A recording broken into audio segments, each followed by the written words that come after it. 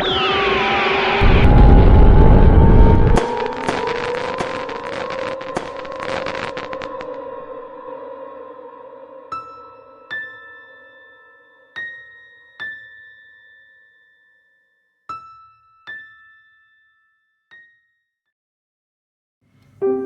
kedalaman hutan tropis yang lebat, di antara hamparan rerumputan hijau luas, bak permadani alam dan sungai tenang yang mengalir lirih, hiduplah seekor katak hijau bernama Yuki.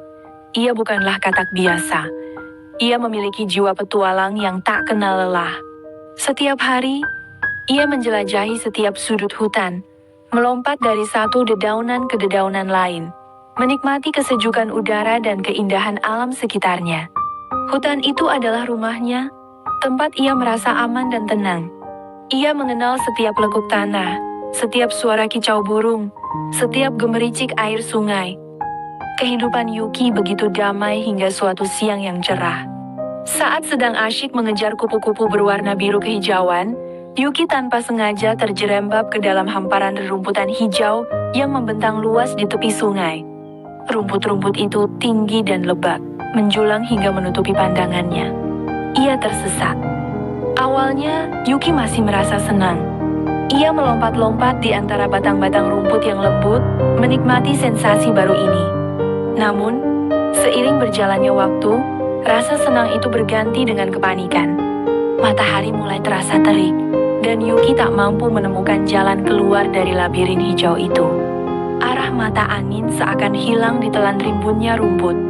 Panas mulai menyengat, dan rasa lapar mulai menggerogoti perutnya yang kecil.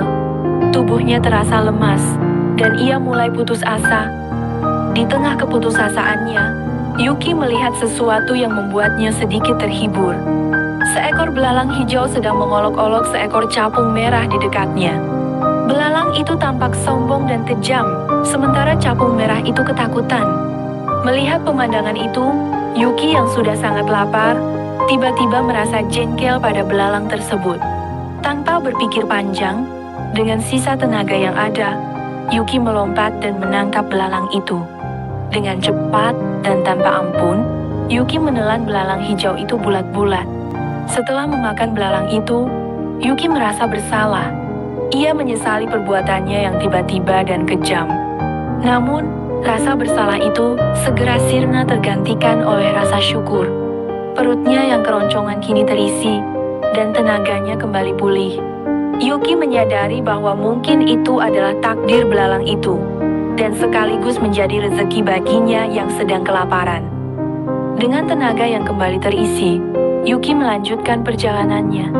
Ia melompat-lompat, mencari celah di antara rembutan tinggi.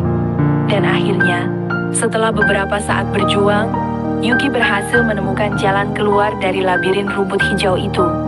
Ia kembali ke tepi sungai, melihat air yang mengalir tenang dan langit yang mulai teduh. Pengalaman tersesat itu menjadi pelajaran berharga bagi Yuki. Ia belajar untuk lebih berhati-hati dan selalu waspada dalam setiap petualangannya. Namun, semangat petualangnya tetap tak pernah padam.